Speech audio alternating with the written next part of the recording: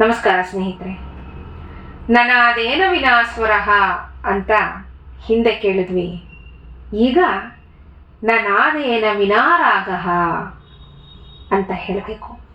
ಯಾಕೆ ಸ್ವರದ ನಂತರ ರಾಗ? ಹೀಗಂದ್ರೇನು? ರಾಗ ಸಂಗೀತದಲ್ಲಿ ಮಾತ್ರ ಅಲ್ಲ, ನಮ್ಮ ದೈನಂದಿನ ಮಾತುಗಳಲ್ಲೂ ಅದು ಸೇರ್ಕೊಂಡಿದೆ. ವಿವಿಧ ಅವಸ್ಥೆಗಳಲ್ಲಿ ವಿವಿಧ ರಾಗಗಳು ಹೊಮ್ಮತ್ವೆ. ಒಂದೊಂದು ರಾಗಕ್ಕೆ ಒಂದೊಂದು ಬೇರೆ ಬೇರೆಯಾದ ಸ್ವರಗಳಿರುತ್ತವೆ. ಇವೆರಡೂ ಒಟ್ಟಾಗಿಯೇ ಇರೋದು. ಸ್ವರ ಇಲ್ಲದೆ ರಾಗ ಇಲ್ಲ, ರಾಗ ಇಲ್ಲದೆ ಸ್ವರ ಇಲ್ಲ. ನಾವು ಆಡೋ ಮಾತು ವಿಸ್ತಾರಗೊಂಡ್ರೆ ಅದು ರಾಗದಲ್ಲಿಯೇ ಅವಸಾನವಾಗುವುದು. ನಾವು ಹೇಗೆ ಮಾತಾಡ್ತೀವಿ ಅಂತ ಕೆಲವರನ್ನ ಅದೇ ಉದಾತ್ತ ಅನುದಾತ್ತ ಸ್ವರಿತಗಳಲ್ಲಿ ನಮ್ಮ ಮಾತುಗಳು ನಮಗೆ ಕೇಳಿಸ್ತಾ ಹೋಗುತ್ತೆ. ಈಗ ನಾವು ಬೇರೆಯವ್ರಿಗೆ ಹೇಳುವಾಗ ಒಂದು ರೀತಿ ಮಾತಾಡ್ತೀವಿ, ಅವ್ರನ್ನ ಕೇಳುವಾಗ ಒಂದು ರೀತಿ ಮಾತಾಡ್ತೀವಿ, ಬೇರೆಯವ್ರನ್ನ ಕರೆಯುವಾಗ ಒಂದು ರೀತಿ ಮಾತಾಡ್ತೀವಿ, ಬೇರೆಯವ್ರನ್ನ ಕರೆಯುವಾಗ ಆ ಸ್ವರಿತದಲ್ಲೇ ನಾವು ಕರೆಯೋದು. ಎರಡು ಮಾತ್ರ ಕಾಲ ಆದಮೇಲೆ ನಾವು ಎಷ್ಟು ದೀರ್ಘವಾಗಿ ನಾವು ಅವರನ್ನ ಕೂಗ್ತೀವಿ, ಅಲ್ಲಿ ಒಂದು ರಾಗ ಅಲ್ವಾ? ಹಾಗೆ ಆದ್ದರಿಂದ ನಾವು ಆಡೋ ಮಾತು ವಿಸ್ತಾರಗೊಂಡರೆ ಅದು ರಾಗದಲ್ಲೇ ಅವಸಾನವಾಗತ್ತೆ. ಈ ದೃಷ್ಟಿಯಿಂದ ಮಾತಿನಲ್ಲಿ ರಾಗ ಹೆಜ್ಜೆ ಊರಿದೆ ಅಂತ ನಾವು ತಿಳ್ಕೋಬೇಕು. ಯಾವ ಸ್ಥಿತಿ ಧ್ವನಿಯನ್ನ ಹೊರಡಿಸುತ್ತೋ ಅದು ವಿಸ್ತಾರಗೊಂಡರೆ ಅದೇ ರಾಗ ಅಂತ. ಇಂತಹ ಧ್ವನಿ ಹೇಗೆ ಹೇಗೆ ವಿಸ್ತಾರವಾಗುತ್ತೋ ಹಾಗೆ ರಾಗ ಹುಟ್ಟುತ್ತೆ. ರಾಗ ಅಂತ ಅಂದ್ರೆ ಅಭಿಲಾಷೆ. ಯಾವ ಆತ್ಮ ಮೂಲದಿಂದ ನಾದ ಜನಿಸುತ್ತೋ ಆ ಕೃತಿಯಿಂದಲೇ ರಾಗ ಹುಟ್ಟುಕೊಳ್ಳೋದು. ಪ್ರತ್ಯೇಕವಾದ ಮನೋಧರ್ಮಗಳಿಂದ ಪ್ರತ್ಯೇಕವಾದ ರಾಗಗಳು ಜನಿಸ್ತಾ ಹೋಗುತ್ತವೆ. ಇಂತಹ ರಾಗಗಳು 34,480 ಇದೆ ಅಂತ ಸಂಗೀತ ಶಾಸ್ತ್ರಜ್ಞರು ಹೇಳಿದ್ದಾರೆ. ಆದರೆ ಇದು ನಿಶ್ಚಿತ ಸಂಖ್ಯೆ ಅಂತ ಏನಿಲ್ಲ. ವಿಕಾಸಗೊಂಡಂತೆ ಅದು ಹೆಚ್ಚಾಗ್ತಾ ಹೋಗುತ್ತೆ, ಅದು ಬಲವಾಗ್ತಾ ಹೋಗುತ್ತೆ, ಬದಲಾಗ್ತಾ ಹೋಗುತ್ತೆ. ರಾಗವೇ ಸಂಗೀತದ ಭೂಷಣ. ನಮ್ಮ ಪ್ರಾಚೀನ ಸಂಗೀತವನ್ನ ರಾಗ ಸಂಗೀತ ಅಂತಾನೆ ಕರೆಯೋದು ರೂಢಿಯಲ್ಲಿತ್ತು. ರಾಗ ಸಂಗೀತಕ್ಕೆ ಭೂಷಣವಾದುದರಿಂದಲೇ ಅದಕ್ಕೆ ಒಂದು ವೈಶಿಷ್ಟ್ಯವೂ ಇದೆ. ಇದು ಸಂಗೀತದ ಸಾರವೇ ಆಗಿದೆ. ಕೃತಿಗಳಿಂದ ರಾಗದ ಸ್ವರೂಪವನ್ನ ತಿಳಿಯಬಹುದಾದರೂ ರಾಗಾಲಾಪನೆಯಿಂದ ಅದರ ಪೂರ್ಣ ಸ್ವರೂಪವನ್ನ ನಾವು ತಿಳಿಯಬಹುದು. ಯಾರು ಒಬ್ಬರು ಕೃತಿಯನ್ನ ಹಾಡ್ತಾ ಇದ್ದಾರೆ ಅಂದ್ರೆ ಇದು ಇಂಥ ರಾಗ, ಆ ರಾಗದ ಸ್ಕೇಲ್ ಜ್ಞಾಪಕಕ್ಕೆ ಬರುತ್ತೆ. ಸ್ಕೇಲ್ ಅಂತ ಅಂದ್ರೆ ಆ ರಾಗದಲ್ಲಿ ಬರೋ ಸ್ವರಗಳು, ಆರೋಹಣ ಅವರೋಹಣಗಳು ನಮಗೆ ಜ್ಞಾಪಕಕ್ಕೆ ಬರುತ್ತೆ. ಆದರೆ ಆ ರಾಗದ ಪೂರ್ಣ ಸ್ವರೂಪ, ಆ ರಾಗವನ್ನು ನಾವು ಏನು ಹೇಳ್ತೀವಿ, ಎಷ್ಟು ಚೆನ್ನಾಗಿದೆ ಮೋಹನ ರಾಗ, ಸಿಂಧು ಭೈರವಿ ಎಷ್ಟು ಚೆನ್ನಾಗಿದೆ, ಬರೀ ಸ್ಕೇಲ್ ಹಾಡಿ ನಿಲ್ಸಿದ್ರೆ ನಮಗೆ ಅದು ಅರ್ಥ ಆಗುತ್ತಾ? ಅದರ ಅದನ್ನ ನಾವು ಅಷ್ಟು ಉನ್ನತ ಮಟ್ಟದಲ್ಲಿ ಆಸ್ವಾದಿಸೋಕೆ ಆಗತ್ತಾ? ಇಲ್ಲ. ಅದಕ್ಕೆ ಏನು ಮುಖ್ಯ ಅಂದ್ರೆ ಅದು ಆಲಾಪನೆ ಮುಖ್ಯ, ಮನೋಧರ್ಮ ಮುಖ್ಯ. ತುಂಬಾ ಸ್ವಚ್ಛವಾದ, ತುಂಬಾ ಸಲೀಸಾಗಿ ಬರುವಂಥ, ತುಂಬಾ ಸೌಂದರ್ಯಯುತವಾಗಿ, ಅಂದ್ರೆ ಆ ರಾಗದ ಸೌಂದರ್ಯವನ್ನ ನಮಗೆ ತಿಳಿಸ್ಕೊಡುವಂಥದ್ದು ಆಲಾಪನೆ. ಅದರಲ್ಲಿ ನಮಗೆ ಆ ಕೃತಿಗಳಲ್ಲಿ ಆ ಆಲಾಪನೆಯನ್ನ ಏನು ಮಾಡ್ತಾರೆ, ಅದರಿಂದ ನಮಗೆ ಆ ರಾಗದ ಪೂರ್ಣ ಸ್ವರೂಪ ನಮಗೆ ತಿಳಿತಾ ಹೋಗುತ್ತೆ.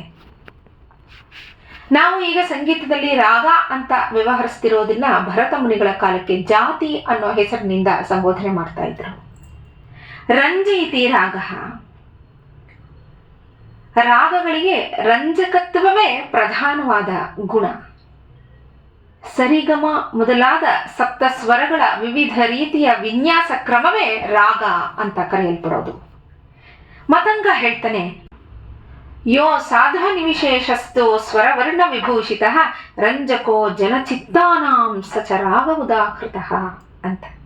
ಅಂದ್ರೆ ಸ್ವರಗಳಿಂದ ಹಾಗೆ ವರ್ಣನೆಗಳಿಂದ, ಅಂದ್ರೆ ಗಾನ ಕ್ರಿಯೆಯಲ್ಲಿ ಆರೋಹಿ ಅವರೋಹಿ ಸ್ಥಾಯಿ ಸಂಚಾರಿ ಅನ್ನೋ ಸ್ವರ ವೈವಿಧ್ಯಗಳೇ ವರ್ಣನೆಗಳು. ಅಲಂಕೃತ ರಂಜನಾಗಾಯತೆ ರಾಗ ಅಂತ, ಹಾಗಂದ್ರೆ ಶ್ರೋತೃಗಳಿಗೆ ಕರ್ಣಾನಂದ ಉಂಟು ಮಾಡೋದು ಅಂಥದ್ದು ರಾಗ ಅಂತ ಕರೆಸ್ಕೊಳತ್ತೆ. ಇದನ್ನೇ ಶಾರಂಗದೇವ ಹೇಳ್ತಾನೆ, ಯೋ ಸ್ವೌ ಧ್ವನಿ ವಿಶೇಷಸ್ತು ಸ್ವರ ವರ್ಣ ವಿಭೂಷಿತ ಅಂತ ರಾಗವನ್ನು ವರ್ಣನೆ ಮಾಡ್ತಾನೆ ಶಾರಂಗದೇವ. ಸಂಗೀತ ಪಾರಿಜಾತಕಾರನಾದ ಅಹೋಬಲ ರಂಜಕೋ ಸ್ವರ ಸಂದರ್ಭೋ ರಾಗ ಇತ್ಯಭಿಧೀಯತೆ ಅಂತ ಹೇಳಿದ್ರೆ, ವೆಂಕಟಮುನಿ ಸ್ವರವರ್ಣ ವಿಶಿಷ್ಟೇನ ಧ್ವನಿ ಭೇದೇನ ವಾ ಪುನಃ ರಂಜತೆ ಏನ ಸಚ್ಚಿತ್ತ ಸರಾಗ ಸಮ್ಮತ ಸತಾಂ ರಂಜಯಂತಿ ಮನಾನ್ಸೀತಿ ರಾಗ ಅಂತ ಹೇಳ್ತಾನೆ.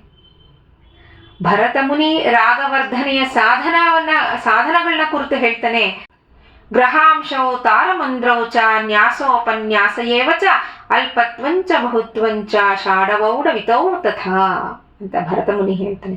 ಹೀಗೆ ರಾಗ ವರ್ಧಿಸೋದಿಕ್ಕೆ ಗ್ರಹ, ಅಂತ, ತಾರ, ಮಂದ್ರ, ನ್ಯಾಸ, ಅಪನ್ಯಾಸ, ಅಲ್ಪತ್ವ, ಬಹುತ್ವ, ಷಾಡವ ಮತ್ತೆ ವೌಡವ ಅನ್ನೋ 10 ಅಂಶಗಳು ರಾಗವರ್ಧನೆಗೆ ಬಹಳ ಅಗತ್ಯ ಅಂತ ಭರತ ಮುನಿ ಹೇಳಿದ್ದಾನೆ.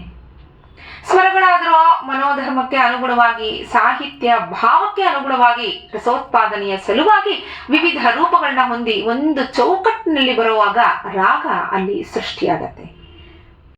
ರಾಗದಿಂದ ಆನಂದ ಆಹ್ಲಾದಗಳು ಉಂಟಾಗತ್ತೆ. ಅದಕ್ಕೆ ಮುಖ್ಯ ಕಾರಣ ಅಂತ ಅಂದ್ರೆ ರಸ, ರಂಜಕತೆ ಅಂತ ಹೇಳ್ತೀವಿ, ಅದೇ ರಸ. ರಾಗಕ್ಕೂ ರಸಕ್ಕೂ ಹೀಗೆ ರಂಜಕತೆ ಒಂದು ಸೇತುವೆ. ರಸ ವ್ಯಕ್ತಿಯ ಅನುಭವ ವಿಶೇಷವಾಗಿರುತ್ತೆ. ಕಾವ್ಯ ನಾಟಕಗಳಲ್ಲಿ ಸಂಭಾಷಣೆ, ಅದರಲ್ಲಿರೋ ಅರ್ಥ ಮಾಧುರ್ಯ, ಅಭಿನಯ ಕೌಶಲ್ಯ ಇವನ್ನೆಲ್ಲ ನಾವು ನೋಡ್ತೀವಿ. ಪ್ರತಿಯೊಂದು ಅಲ್ಲಿ ಸೇರುತ್ತೆ. ಒಂದು ನಾಟಕವನ್ನ ನಾವು ನೋಡ್ತೀವಿ ಅಂದ್ರೆ ಅಲ್ಲಿ ವೇಷಭೂಷಣಗಳಾಗಿರಬಹುದು, ಎಲ್ಲವೂ ರಸಾನುಭವಕ್ಕೆ ಕಾರಣವಾಗ್ತಾ ಹೋಗುತ್ತೆ. ಅದಕ್ಕೆ ಭರತ ಮುನಿ ಹೇಳ್ತಾನೆ, ಸಂಗೀತದ ಸಾರ ರಸವಾಗಿದೆ ಅಂತ. ನಾಟ್ಯಶಾಸ್ತ್ರದಲ್ಲಿ ಪ್ರತಿಯೊಂದು ರಾಗನೂ ವಿವಿಧ ರಸಗಳಿಗೆ ನೆಲೆಯಾಗಿದೆ ಅಂತ ಹೇಳ್ತಾನೆ. ಷಡ್ಜ ಋಷಭ ಸಂಜಾತೆ ರೌದ್ರ ವೀರ್ಯ ತತಸ್ತಥ ಗಾಂಧಾರ ಕರುಣಶಾಂತ ಹಾಸ್ಯ ಮಧ್ಯಮ ಸಂಗೀತ ಶೃಂಗಾರ ಪಂಚಮಶ್ಚೈವ ಬೀಭತ್ಸ ರಸದೈವತಃ ಭಯಾದ್ಭುತ ನಿಷಾದಶ್ಚ ಶೃಣುದೇವಿ ರಸೋದ್ಭಮ ಅಂತ ಹೇಳ್ತಾನೆ. ಇದರ ಅಭಿಪ್ರಾಯ ಅಂತ ಅಂದ್ರೆ, ಸಪ್ತ ಸ್ವರಗಳು ಧಾತು ರೂಪದಲ್ಲಿಯೇ ನವರಸಗಳನ್ನೇ ಪ್ರತಿಫಲಿಸೋ ಗುಣವನ್ನ ಹೊಂದಿದೆ ಅಂತ. ಷಡ್ಜ ರೌದ್ರವನ್ನ, ರಿಷಭ ವೀರ್ಯವನ್ನ, ಗಾಂಧಾರ ಕರುಣ ಶಾಂತ ರಸಗಳನ್ನ, ಮಧ್ಯಮ ಹಾಸ್ಯರಸವನ್ನ, ಪಂಚಮ ಶೃಂಗಾರ ರಸವನ್ನ, ದೈವತ ಬೀಭತ್ಸ ರಸವನ್ನ, ನಿಷಾದ ಭಯಾನಕ ಹಾಗೆ ಅದ್ಭುತ ರಸವನ್ನ ಹೊಮ್ಮಿಸತ್ತೆ ಅಂತ. ಅದಕ್ಕೋಸ್ಕರವೇ ಹೇಳೋದು ಈ ರಸಾನುಭವ ಬಹಳ ಮುಖ್ಯ. ಅದನ್ನ ಆ ಪ್ರೇಕ್ಷಕ ಅಥವಾ ಆ ಶ್ರೋತೃ ಅನುಭವಿಸಬೇಕು. ಆದಾಗ ಮಾತ್ರ ಅಲ್ಲಿ ಆ ಒಂದು ಸತ್ವ ಹೊರ ಹೊಮ್ತಾ ಇದೆ, ಒಂದು ಕೃತಿಯಲ್ಲಿ ಅವರ ಒಂದು ಆಲಾಪನೆಯಲ್ಲಿ ಅದು ಹೊರ ಹೊಮ್ತಾ ಇದೆ, ಅಥವಾ ಅವರ ಅಭಿನಯದಲ್ಲಿ ಹೊರ ಹೊಮ್ತಾ ಇದೆ ಅಂತ ನಮಗೆ ತೋರ್ಪಡತ್ತೆ. ಹೀಗೆ ವಿವಿಧ ಸ್ವರಗಳಲ್ಲಿ ಅಂತರ್ಹಿತವಾಗಿರುವ ಭಾವಗಳು ಒಂದಾದಾಗ ರಾಗದ ರಸ ಹೊಮ್ಮತ್ತೆ. ಸ್ವರಗಳು ಪರಸ್ಪರ ಸೇರಿಕೊಳ್ಳೋ ಪ್ರಭಾವದಿಂದ ಅದು ವ್ಯತ್ಯಾಸವೂ ಆಗತ್ತೆ. ಇದರಿಂದಲೇ ರಾಗ ಸ್ವರಗಳ ಸೇರುವಿಕೆಯಿಂದ ಮೃದುತ್ವವನ್ನ, ವೀರವನ್ನ, ಮೆದುವನ್ನ ಹೊಂದಿ ರಸ ನಿಷ್ಪತ್ತಿಯಾಗತ್ತೆ.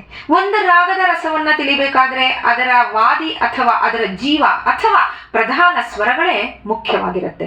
ಇವು ಸಂವಾದಿ ಅನುವಾದಿ ಸ್ವರಗಳ ಪ್ರಭಾವಕ್ಕೆ ಸಿಕ್ಕಿ ರಸಗಳು ಜನಿತವಾಗತ್ತೆ.